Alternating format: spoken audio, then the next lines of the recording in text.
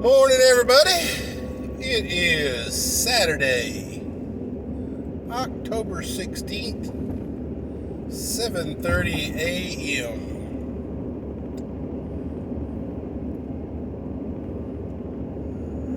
Well, I'm actually heading out to the range, knock some rust off a little bit. But as I've got some windshield time, figured I'd converse to you guys. While I was doing my morning constitutional this morning, I was listening to a couple of YouTube videos. A guy made a valid point of something in New York. Now, I'm in Texas, so technically this doesn't apply to me. But, what goes around comes around. And if the D's can get it to work in other places, they can try to make it work here. I know old spooky dude Soros is trying his damnedest to turn Texas purple, and more importantly, try to turn it blue. But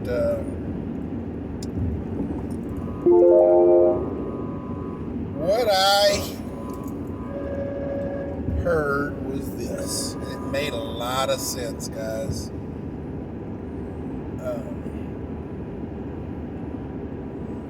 Of course, every time I freaking do a video, everybody and their mama wants to fucking text me, so yeah, sorry guys. Apologize for the music, but here's what he said. In New York, they implemented that fancy flu passport and mandated the fancy flu injection. Well, as such, according to the teachers union in New York, 4,000 teachers lost their job. And their union negotiated that they can keep their health benefits for another year if they sign a waiver that they're not going to sue the city for all the fancy flu mandates. And the reason they lost their job. So in other words, their health benefits are blood money.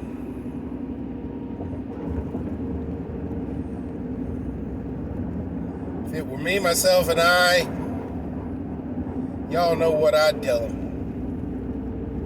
A long walk off a short pier.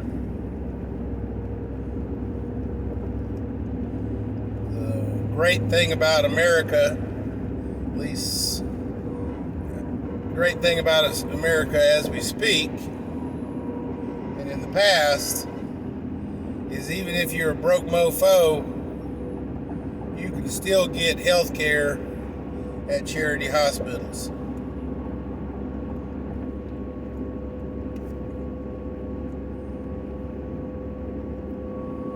But let me digress on what he was telling us.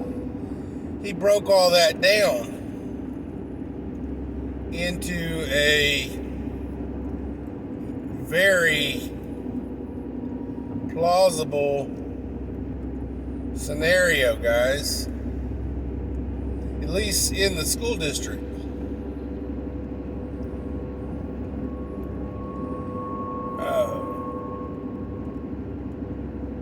basically they said that, what was it, 95% of the teachers and administration in the school districts were vaccinated or had the fancy injection.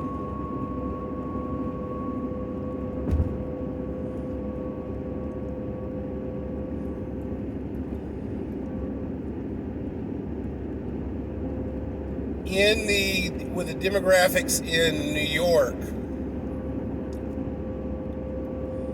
90% of the injected are liberal Democrats, whereas conservative Republicans, only 50% of their numbers have had the fancy flu injection. So, what does that mean, Big Daddy? It means that because 4,000 uninjected teachers, administrators, and bus drivers lost their jobs, there is a 93% chance that of those 4,000 people were conservative, Republican, or other.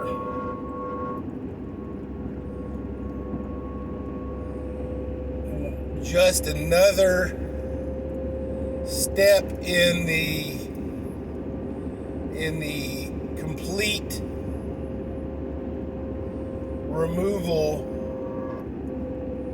of the conservative leanings in that school district, guys.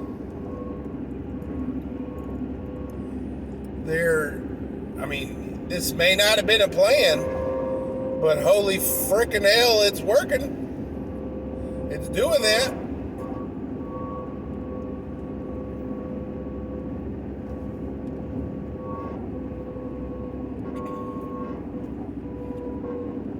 Ladies and gentlemen,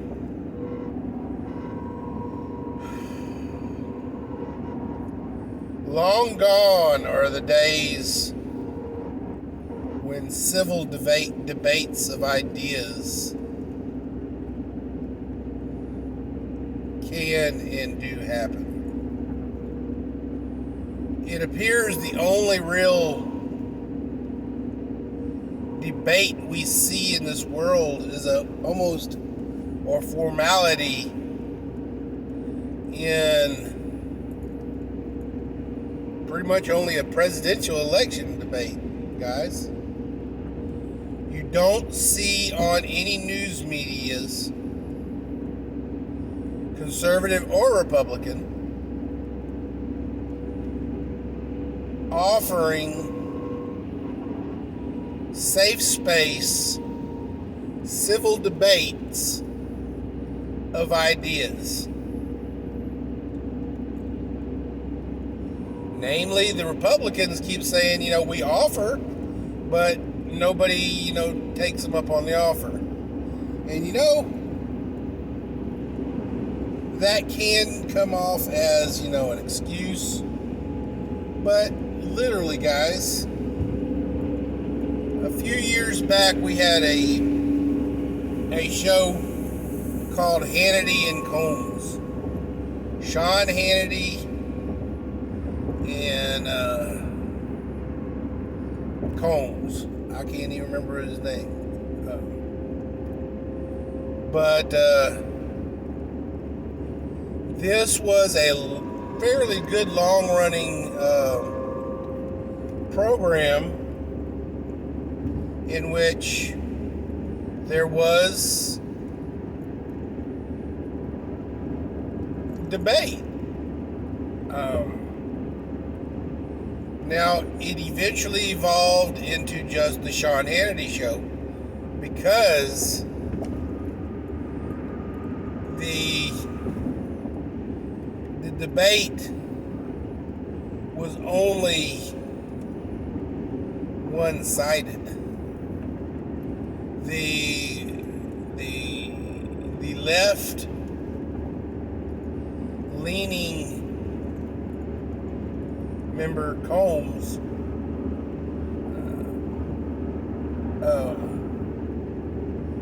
really was almost like the Harlem Globetrotters, guys, where the Globetrotters and what is the Generals. The Generals just show up for a paycheck. They know they're not going to beat the Globetrotters. That's basically all that it was. Combs showed up for a paycheck. He knew he couldn't beat Hannity in the arena of debate. Because here, guys, let me talk to you about this. Literally, the liberal mantra, the liberal Bible is fuck the facts. We will use feelings to motivate,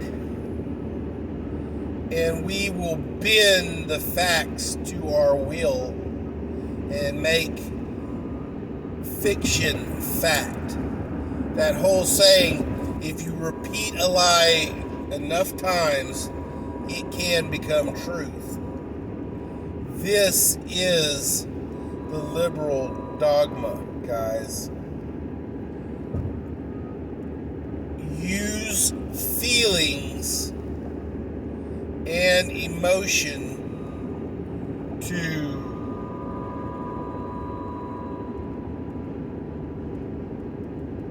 sway public opinion. Don't quote the facts. The facts won't line up with the agenda.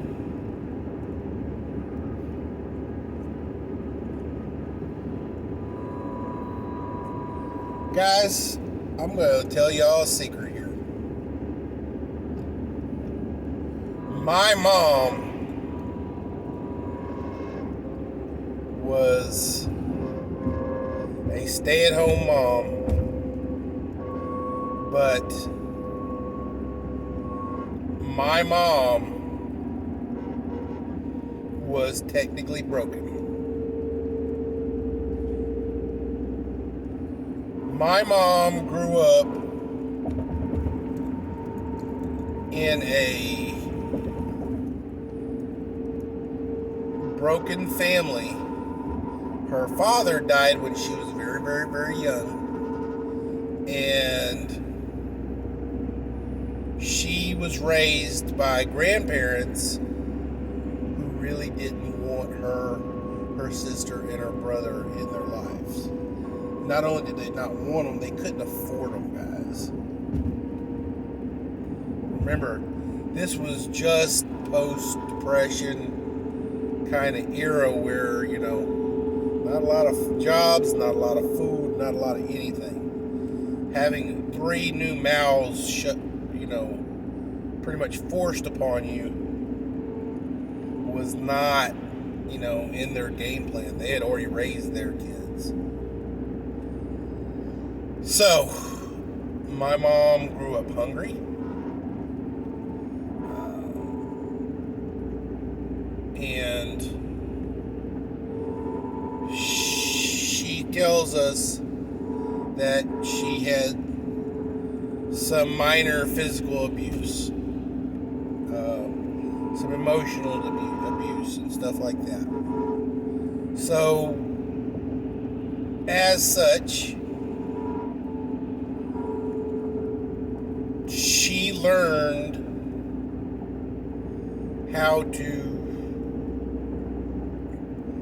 fight like an abused person. Because she grew up hungry, refrigerator was always full, guys. If we didn't have a penny in the bank account, that freaking refrigerator in the pantry was always full. Probably why I'm such a dang good prepper. That buying a little extra, making sure the pantry is full, and I love opening up the chest freezer, and the food is almost to the tippy top. That's a good feeling for me, guys.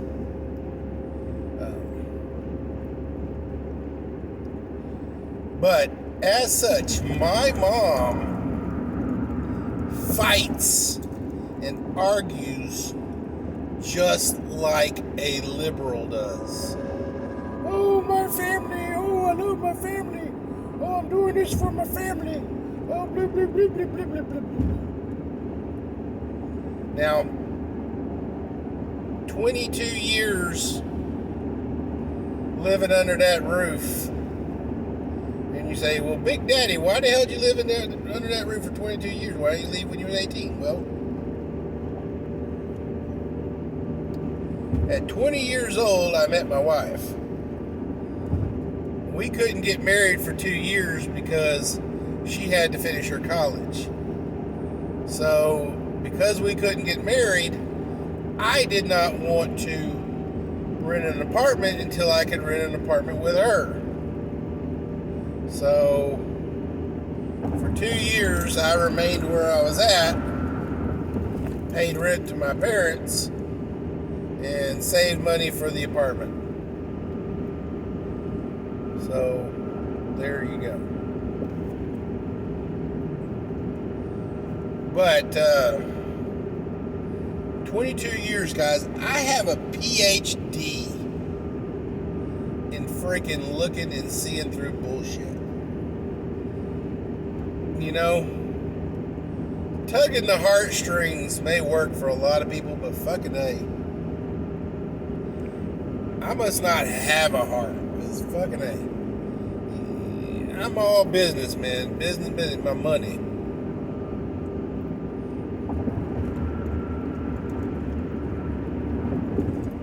Don't fuck with my money. But guys,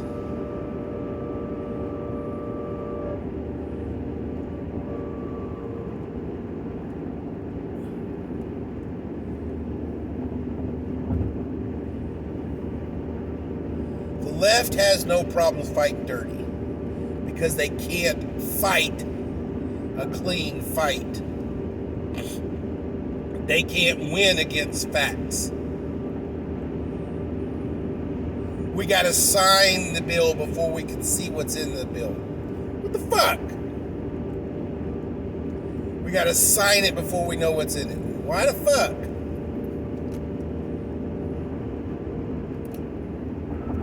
I'm not gonna buy a car until I drive it down the street.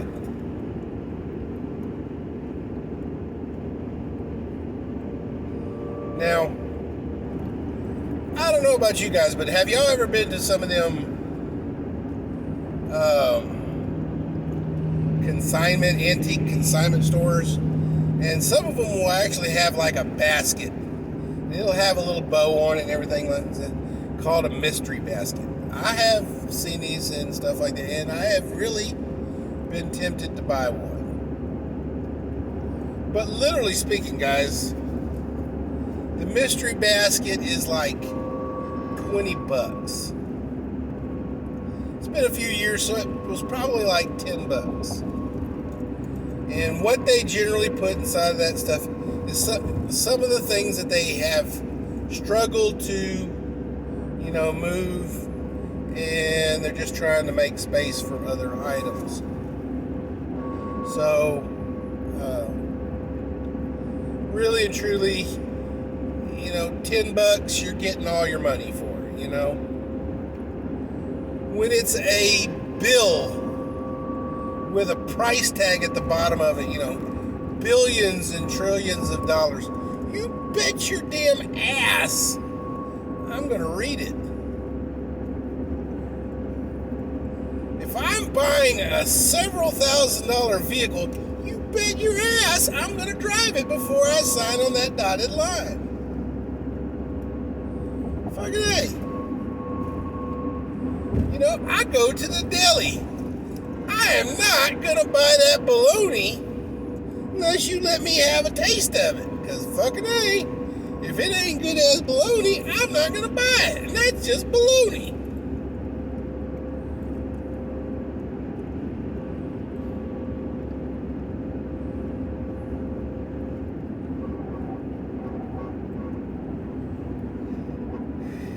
Ladies and gentlemen, the days of common sense are long gone. Feels, emotion,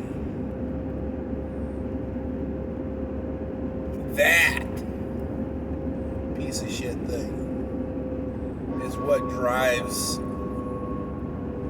the younger generation.